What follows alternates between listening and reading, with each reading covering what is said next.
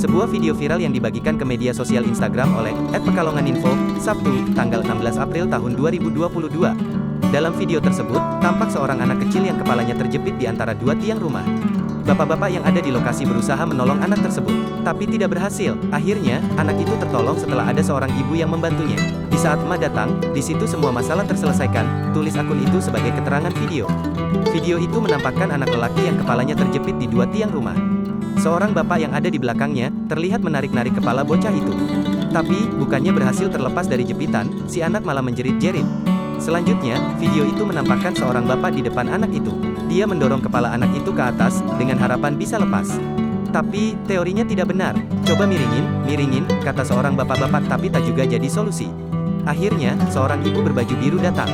Dia dengan entengnya menarik pelan-pelan anak itu ke arah depan, sehingga tubuh bocah tersebut melewati kedua tiang. Seorang warganet mengomentari, bapak-bapak itu tidak mengerti teorinya.